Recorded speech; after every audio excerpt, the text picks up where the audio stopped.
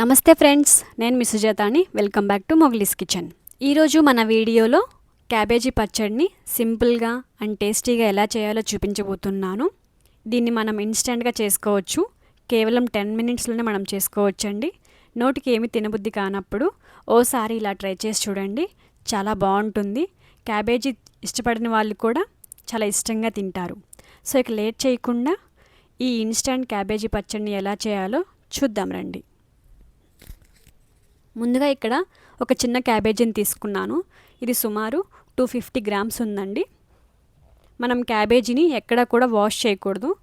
Wash చేయకుండానే మనం ఈ పికిల్ అనేది పట్టుకోవాలి. వాష్ చేస్తే పచ్చడి అనేది పాడైపోతుంది. దీన్ని మనం చిన్న ముక్కలుగా కట్ చేసుకోవాలి. ఇది ఇన్స్టంట్ పికిల్ కాబట్టి 2-3 రోజులు మాత్రమే నిల్వ ఉంటుంది. అలాగే స్టవ్ ఆన్ చేసుకొని ప్యాన్ పెట్టుకొని ఇప్పుడు 1 టేబుల్ స్పూన్ జీలకర్ర, 1 టేబుల్ స్పూన్ ఆవాలు, అలాగే 1/2 టేబుల్ స్పూన్ మెంతులు వేసుకొని దూరగా ఫ్రై చేసుకోవాలి. ఇవి కాస్త దూరగా అయ్యాక ఇందులోకి 5-6 రెమ్మలు వెల్లుల్లి వేసుకొని ఫ్రై చేసుకోవాలి.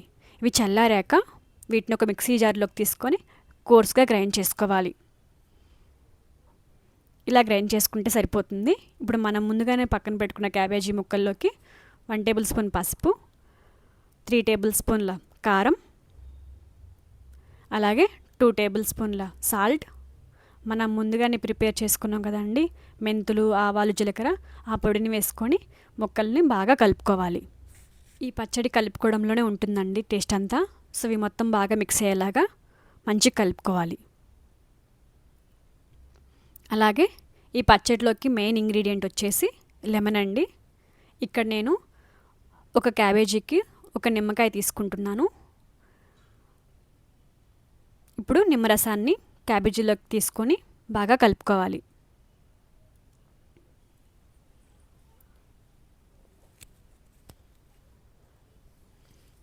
ఇప్పుడు దీన్ని మరొకసారి బాగా కలుపుకోవాలి. ఉప్పు, కారం, నిమ్మరసం, ఆవపిండి, మెంతుపిండి, జీలకర్ర ఇవన్నీ కూడా క్యాబేజీకి బాగా పడతాయండి. మీకు ఎక్కడ కూడా పచ్చి వాసన అనేది ఉండదు. చాలా టేస్టీగా ఉంటుంది. ఇప్పుడు మనం దీన్ని ఒక 10 మినిట్స్ పక్కన పెట్టుకుందాము.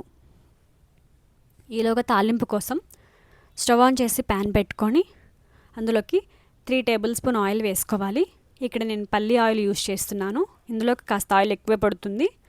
ఆయిల్ వేడెక్కాక తాలింపు కోసం శనగపప్పు, మినప్పప్పు, ఆవాలు, జీలకర్ర, అలాగే 2 ఎండుమిర్చి, కొద్దిగా కరివేపాకు వేసుకొని ఫ్రై చేసుకోవాలి. అవి కాస్త ఫ్రై అయ్యాక మనం ముందుగానే కలిపి పెట్టుకున్న క్యాబేజీని ఇందులోకి వేసుకొని జస్ట్ తాలింపు కలిసేలాగా మనం కలుపుకోవాలి. దీన్ని ఫ్రై చేయాల్సిన అవసరం అస్సలు లేదండి, జస్ట్ తాలింపు కలిసి సరిపోతుంది. ఇప్పుడు మనం దీన్ని ఒక సర్వింగ్ బౌల్లోకి తీసుకుందాము. వేడివేడి అన్నంలోకి ఈ పచ్చడి వేసుకొని తింటే 4 ముద్దలు ఎక్కువే తింటారండి. సో మీరు కూడా తప్పకుండా ట్రై చేయండి. టేస్ట్ అయితే చాలా బాగుంటుంది. అలాగే ఈ వీడియో నచ్చితే లైక్ చేసి మీ ఫ్రెండ్స్ అండ్ ఫ్యామిలీస్కి షేర్ చేయండి. మీలో కనుక కొత్తగా చూస్తున్న వాళ్ళు ఎవరైనా ఉంటే మొగ్లీస్ కిచెన్ని సబ్స్క్రైబ్ చేసుకోండి. Thanks for watching.